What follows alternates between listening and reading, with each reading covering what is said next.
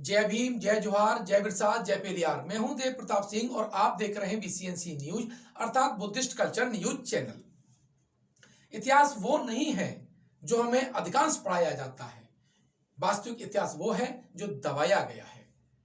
उन नायकों का इतिहास जिन्होंने इस देश को प्रबुद्ध बनाया, समृद्ध बनाया और विश्व में एक नई पताका के रूप में, विश्व गुरु के रूप में मार्गदर्शन किया था।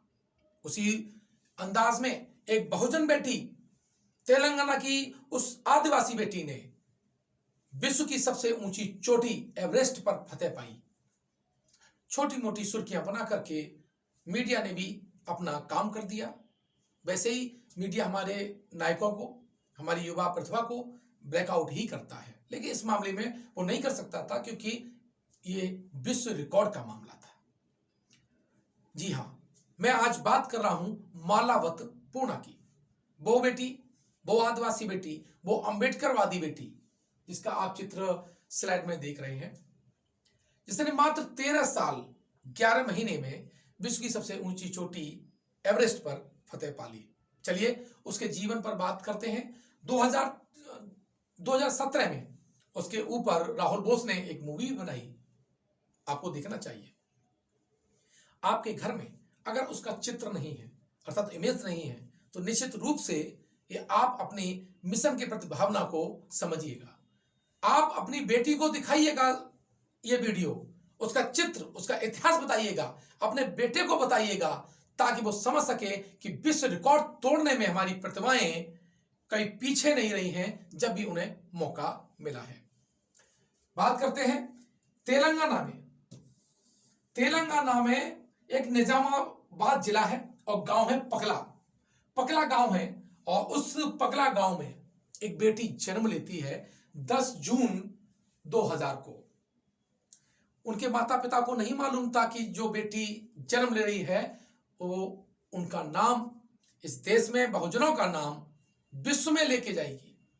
जी हाँ, उसकी मां का नाम था लक्ष्मी और पिता का नाम था देवीदास। मजदूरी करने वाली फैमिली है, लेकिन जब एक अच्छा गुरु मिल जाता है तो प्रतिभा निकल के बाहर आ जाती है। उसी प्रकार जो आज बीएसपी के तेलंगाना में प्रदेश के प्रभारी हैं RS प्रवीण, उस वक्त वो जॉब में थे और उन्होंने इस प्रतिभा को खोजा, बाहर निकाला और मौका दिया उसे। और उस बेटी ने उस मौके को गवाया नहीं और ऐसा मौका अपने इतिहास में प्रयोग किया कि विश्व के इतिहास में उसका नाम हो गया। मालावत पूर्णा, जिस पर मूवी बनी 2017 में, 31 मार्च 2017 में ये लॉन्च हुई थी मूवी और ये राहुल बोस ने बनाई थी। ये उसी का चित्र है। पूर्णा करेज हैज नो लिमिट, इसका नाम ही, इसका टाइटल ही बता रहा है कि जहाँ साहस भी अपना पीछे छोड़ देता है ना। मतलब साहस का उपमा देना भी अब जिनके लिए कम हो जाए तो समझ लीजिए जो आदिवासी हैं यहाँ के, जो SC/ST हैं, इस देश को उन्होंने सोने की चिड़िया बनाया है। तो आज उसी इतिहास पे हम बात करेंगे। पूर्णा के जीवन पर एक मूवी बनी थी जिसके बारे में मैंने बताया था और आप इसमें जो देख रहे हैं वो ये RS प्रवीण है और भी तेलंगाना में बहुजन समाज पार्टी का झंडा उठाए हैं और बहुत तरीके से उन्होंने आगे बढ़ाने में वहां भूमिका अदा कर रहे हैं। उस वक्त ये IPS थे और इन्होंने समाज कल्याण विभाग में की जिम्मेदारी इनके पास थी और इस आदिवासी बेटी को उन्होंने तैयार किया। उसकी ट्रेनिंग हुई और ट्रेनिंग होने के बाद में उसने अपनी जो 2014 में हिमालय की जो यात्रा थी, एवरेस्ट की यात्रा थी, 25 मई 2014 वो डेट थी जिस दिन उसने हिमालय की चोटी पर अपना झंडा गाड़ दिया था। बाबा साहब के चित्र के साथ ये ग्रुप में उनकी जो फोटो है, बड़ा शानदार फोटो थी, मेरे से मिस हो गई, नहीं मिल पाई। तो मालावत पूर्णा अगर आज विश्व में है तो RS प्रवीण जैसे गुरु की बदौलत है, इसलिए गुरु का स्थान सर्वोपरि माना गया है। 7 कॉन्टिनेंट, इस चित्र में आप देखिएगा कितना आसान हो जाएगा आपके लिए समझना। पूरा विश्व जिसके कदमों के नीचे आ गया हो, बात समझिएगा। क्या बताया? पूरा विश्व। 7 महाद्वीप हैं। 7 महाद्वीप में है यूनाइटेड स्टेट यानी यह है उत्तरी अमेरिका, जहां पर यूनाइटेड स्टेट है, यह उत्तरी अमेरिका। और उत्तरी अमेरिका की सबसे ऊंची चोटी है माउंट डेनाली। यहां पर ये रॉकी पर्वत है, यहां पर माउंट डेनाली पड़ेगा, और माउंट डेनाली में भी चढ़ती है, उसको भी फतेह करती है। यूरोप की सबसे ऊंची चोटी एल्ब्रुस मानी जाती है। यहां भी ये बेटी अपना इतिहास रचती है। साथ ही दक्षिण अमेरिका में माउंट एकांकागुआ, एंडीज पर्वत श्रृंखला, जो कि विश्व की सबसे लंबी पर्वत श्रृंखला है और वहां की सबसे ऊंची चोटी, और ये दक्षिणी गोलार्ध की भी सबसे ऊंची चोटी है, वहां पर ये किला फतेह कर देती है और उस चोटी को भी लांघ जाती है। यानी जो विश्व की सबसे ऊंची चोटियां हैं वो भी उसके सामने बौनी साबित होने लगती हैं, उसके साहस के आगे बौनी हो जाती हैं। यह है अंबेडकरवाद की ताकत, यह है बहुजन मिशन की ताकत, यह गौतम बुद्धा की प्रेरणा, जिसकी वजह से हमारी जो बेटियां हैं, हमारे जो बेटे हैं, वो अगर उन्हें मौका मिले तो वो कोई सा भी इतिहास तोड़ सकते हैं, नया इतिहास बना सकते हैं। उसके बाद जो अफ्रीका महाद्वीप है, काला महाद्वीप कहा जाता है, और इसकी सबसे ऊंची चोटी है माउंट किलिमंजारो, तंजानिया, जिसकी राजधानी डोडोमा है, और वहां पर एक अफ्रीका महाद्वीप का सबसे ऊंचा पर्वत है माउंट किलिमंजारो, और यहां पर भी पूर्णा रुकती नहीं है, इसको भी लांघ जाती है। उसके बाद ये तो आप जानते हैं, एशिया में एवरेस्ट सबसे ऊंचा चोटी है, सबसे ऊंची चोटी है। लेकिन ऑस्ट्रेलिया में, ऑस्ट्रेलिया जिसे ओशनिया महाद्वीप कहा जाता है, माउंट जो कॉर्टेस है उसको भी चढ़ती है।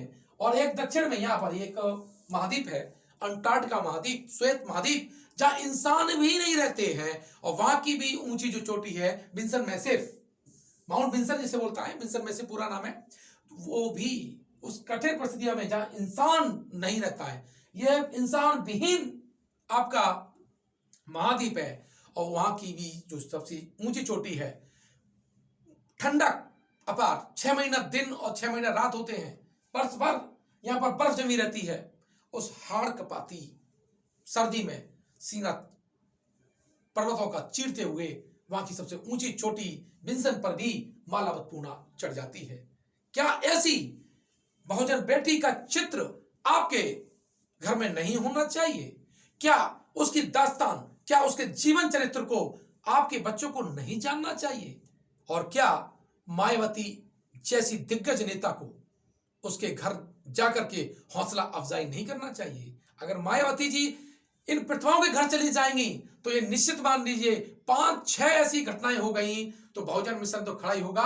बहुजन प्रतिभाएं किस हिसाब से मोटिवेट हो जाएंगी इसका आप अंदाजा नहीं लगा सकते हैं। जब काशीराम साहब मायावती के घर जाते हैं तो मायावती चीफ मिनिस्टर बनती है, सुपर सीएम बनती है। अगर मायावती ऐसी प्रतिभाओं के घर जाएंगी तो निश्चित रूप से भारत में बहुजन प्रतिभा की इतनी लाइन लग जाएगी, और आज जो हम हताशा के कभी कभी हमारे वर्ड जो लोग बोल देते हैं उसके बादल भी छट जाएंगे। मालावत पूर्णा इस विश्व सिरमौर हो चुकी हैं, लेकिन मीडिया के माध्यम से थोड़ा बहुत निकला है। अभी आपकी जिम्मेदारी है कि इस बेटी की जो दास्तान है, इस बेटी की जो आपका जीवन चरित्र है, जो शौर्य गाथा है, स्वाभिमान की जो यात्रा है, उसे आप अपनी बेटी तक पहुंचाएं, घर घर तक पहुंचाएं, और जो भी मोबाइल रखता है या जिसके पास मोबाइल नहीं भी है उसे उसके जीवन संघर्ष को जरूर बताएं। ध्यान रखिएगा, बेटियों का इतिहास है, इस देश में बेटियों का इतिहास पूरी तरह से दबाया गया है, और खासकर बहुजन बेटियों का तो इतिहास से भी ज्यादा नाम नहीं मिलता है। वो इसलिए नहीं मिलता कि ऐसा नहीं है कि वो नहीं थी, लेकिन लिखा नहीं गया। तो इसी के साथ में